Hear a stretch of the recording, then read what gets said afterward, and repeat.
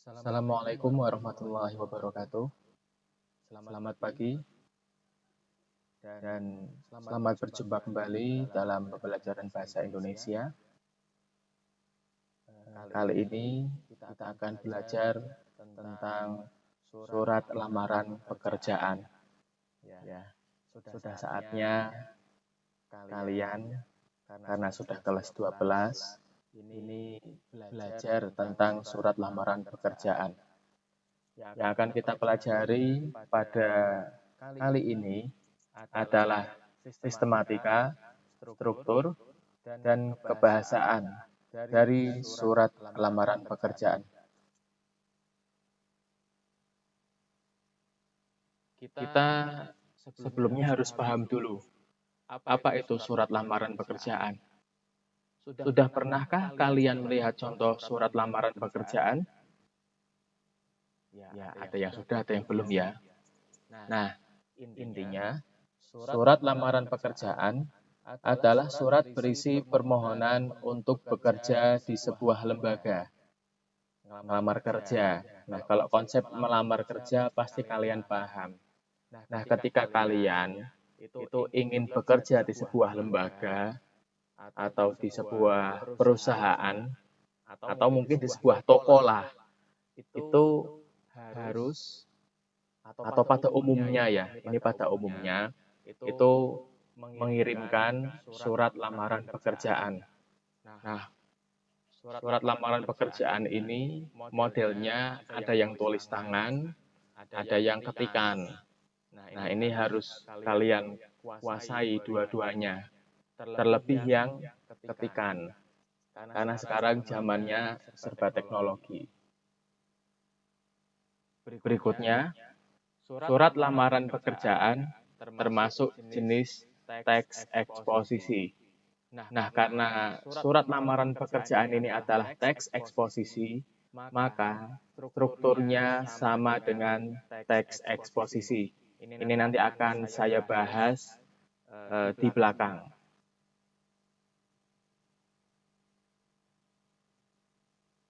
Kali ini kita akan mempelajari dulu sistematika dari surat lamaran pekerjaan. Yang pertama, yang berada di paling kanan atas adalah tempat dan tanggal pembuatan surat. Tempat dan tanggal pembuatan surat ditempatkan di pojok kanan atas tanpa titik di akhir, karena bukan merupakan kalimat. Sekali lagi, tempat dan tanggal pembuatan surat ditempatkan di pojok kanan atas tanpa titik di akhir, karena bukan merupakan kalimat. Contoh, Papua Barat, 28 Agustus 2015. Nah, nggak ada titiknya. Selanjutnya, di surat lamaran pekerjaan ada alamat surat atau alamat yang dituju oleh si pelamar kerja. Ketentuan dari alamat surat ini, A, tidak menggunakan kata kepada. Nah, ini yang masih salah kaprah. Jadi kalian pasti sering kalau misalnya melihat surat, itu mesti di alamatnya mesti kepada YTH titik. Nah, itu salah. Yang betul YTH saja. Nah, terus B, alamat disarankan tidak lebih dari 3 baris. C, jabatan tidak boleh menggunakan jenis kelamin seperti bapak atau ibu. D, tidak menggunakan titik di masing-masing akhir barisnya. Contoh ini, YTH titik, manajer. Nah, manajer tulisannya itu pakai J, bukan manager. Ya, manajer. PT Sukses Mandiri, Jalan Hasanuddin nomor 98, Wonobringgo, Pekalongan, Jawa Tengah. Nah, contoh alamat ini sudah memenuhi 4 kriteria di atas. Selanjutnya, bagian surat lamaran kerja berikutnya adalah salam pembuka. Setelah membuka biasanya menggunakan kata dengan hormat. Kemudian dikasih koma. Terus setelah salam pembuka ada alinea pembuka. Alinea pembuka sebaiknya menggunakan bahasa yang baik dan sopan agar para pihak atau instansi yang membacanya tidak tersinggung. Alinea pembuka itu biasanya ya pengantar lah. Kalau misalnya si pelamar kerja itu tahu ada lowongan dari koran, ya dia menyebutkan bahwa dia itu mendapatkan informasi lowongan kerja dari koran. Nah, itu biasanya dicantumkan di alinea pembuka. Berikutnya ada isi. Nah, di dalam isi terdapat hal-hal berikut, yaitu A. Identitas dari pelamar ya. Yang kedua, B. Maksud dan tujuan. Yang C. Menyatakan lampiran. Nah, ini nanti ada contohnya, kita akan lihat. Berikutnya, sistematika surat lamaran kerja berikutnya adalah penutup. Di dalam surat lamaran pekerjaan, isi penutup haruslah menunjukkan keantusiasan pelamar pekerjaan kepada instansi yang dituju. Contoh, demikian surat lamaran pekerjaan ini saya buat. Besar harapan saya untuk dapat menjadi bagian dari perusahaan. Ini contohnya, menunjukkan antusiasme bahwa dia itu pengen banget diterima di tempat kerjanya.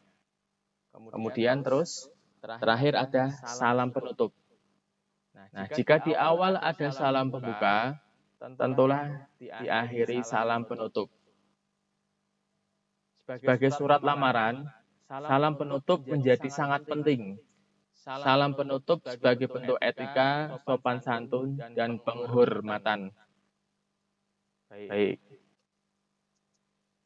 Nah, sekarang kita lihat ini ada contoh surat lamaran pekerjaan yang pertama.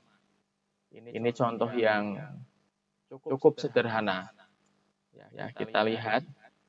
Itu Jakarta 4 November 2008. Ini berarti tempat dan tanggal pembuatan surat. Nah, terus kita lihat YTH atau yang terhormat, pimpinan personalia PT Jaya Sentosa, Jalan Semeru nomor 23, Jakarta Barat. Nah, ini berarti alamat yang dituju. Ini hanya 2 baris, kan maksimal 3 baris. Nah, berarti sudah betul. Terus dengan hormat. Nah, dengan hormat ini adalah salam pembuka. Nah, terus alinea pembukanya, saya yang bertanda tangan di bawah ini. Nah, ini singkat, jadi langsung to the point. Tidak menyebutkan dia itu tahu ada lowongan dari mana. Di dalam contoh surat lamaran ini, ya, di dalam contoh surat lamaran pekerjaan ini, dia, si pelamar, tidak menyebutkan dia dapat info lowongan itu dari siapa, dari mana. Nah, makanya langsung saya yang bertanda tangan di bawah ini. Nah, kemudian kita lihat ini ada isi ya, identitas pelamar, nama, tempat tanggal lahir, pendidikan terakhir, alamat, dan narah hubung, atau bahasa Inggrisnya contact person. Nah, ini identitas. Nah, terus kita lihat di bawahnya lagi. Dengan ini bermaksud mengajukan lamaran pekerjaan sebagai staf keuangan di perusahaan yang Bapak atau Ibu pimpin. Nah, ini maksud dan tujuan. Ya, kita ke sistematika berikutnya. Maksud dan tujuan ini masuk dalam isi. Terus, sebagai bahan pertimbangan Bapak Ibu, bersama surat ini saya lampirkan. Nah, ini ada riwayat hidup, fotokopi ijazah, dan seterusnya. Ini bagian menyatakan lampiran, termasuk dalam isi. Dan terus, kita ke bawahnya lagi. Demikian lamaran pekerjaan ini saya ajukan. Besar harapan saya, kiranya Bapak atau Ibu dapat mempertimbangkannya. Atas perhatian Bapak Ibu, saya mengucapkan terima kasih. Nah, ini penutup. Tadi kan kita belajar bahwa penutup itu harus menunjukkan keantusiasan atau antusiasme. Ya, menunjukkan bahwa si pelamar kerja itu pengen diterima di situ. Makanya di sini ada kata-kata besar harapan saya, kiranya Bapak Ibu dapat mempertimbangkannya. Nah, ini dia menunjukkan antusiasme, semangat, pengen diterima di situ. Terus diakhiri dengan hormat saya. Nah, ini salam penutup. Ini contoh surat lamaran pekerjaan ke-1. Kita lanjut. Nah, ini contoh surat lamaran pekerjaan yang kedua. Secara umum hampir sama. Ya, semuanya sama malah. Kecuali alinea pembukanya itu beda dengan contoh surat lamaran pekerjaan ke-1. Nah, di sini kita lihat di alinea pembukanya itu dia menyebutkan dia mendapatkan info itu dari koran. Nah, kita lihat di sini. Berdasarkan iklan lowongan pekerjaan sebagai teknisi di PT Jaya Sentosa yang dimuat dalam harian Kompas. Nah, Kompasnya dicetak miring ya karena ini nama surat kabar. Edisi Senin 27 Juli 2020. Maka dengan ini saya. Nah, ini ke bawahnya sudah sama. Nanti ada identitas, ya nama, tempat tanggal lahir, seterusnya. Terus maksud dan tujuan, bermaksud mengajukan lamaran pekerjaan untuk mengisi lowongan tersebut. Nah, kata tersebut ini merujuk ke lowongan pekerjaannya. Apa? Yaitu sebagai teknisi di PT Jaya Sentosa. Nah, jadi bahasa di dalam surat lamaran pekerjaan ini harus efektif. Jangan bertele-tele. To the point. Harus efektif. Ya, karena ini menunjukkan kualitas kalian. Ya, makanya penting sekali untuk memperhatikan tata bahasanya.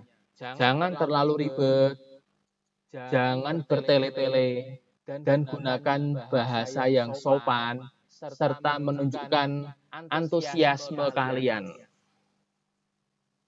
Oke, kita lanjut. Nah, kali ini kita akan belajar struktur dari surat lamaran pekerjaan.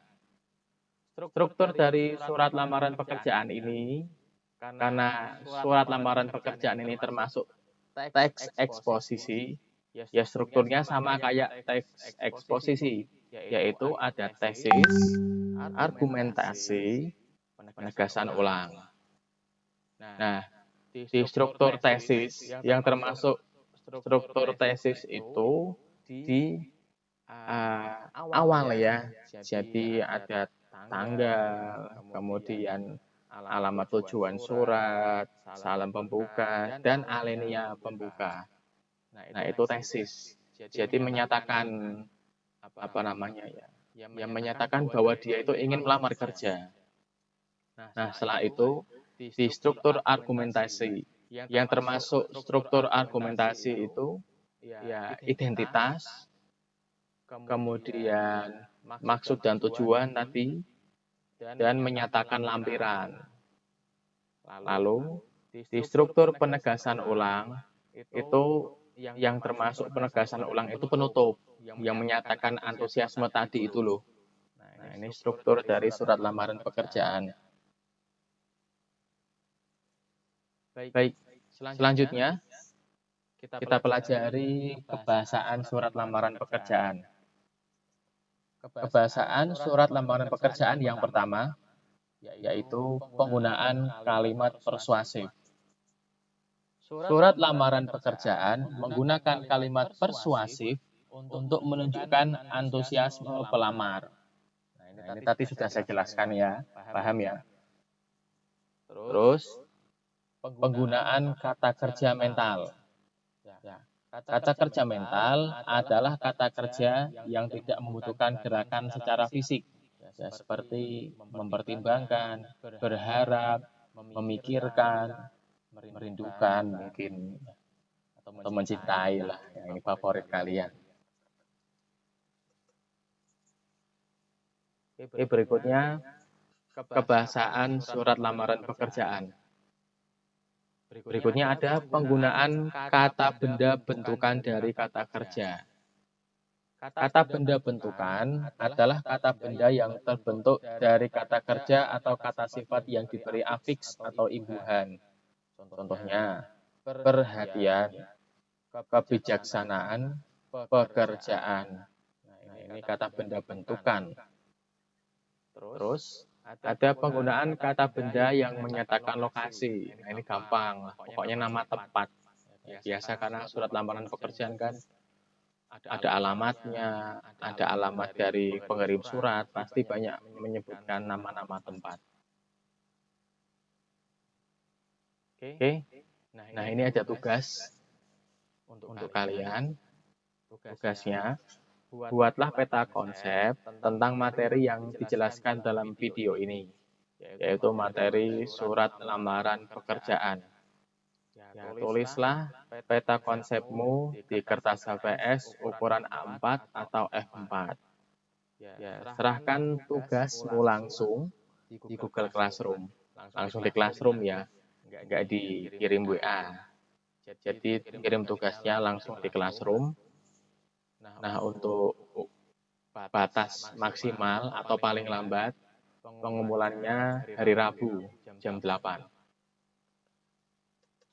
Nah, ini contoh peta konsep. Kayak gini. Atau mungkin menggunakan bentuk yang lain juga boleh. Baik, itu saja penjelasan materi surat lamaran pekerjaan. Pada kesempatan berikutnya, kalian akan belajar bagaimana cara membuat surat lamaran pekerjaan berdasarkan iklan lowongan kerja. Nah, ini penting banget. Itu ya, cukup. Apabila ada tutur kata saya yang kurang pas, saya mohon maaf. Assalamualaikum warahmatullahi wabarakatuh.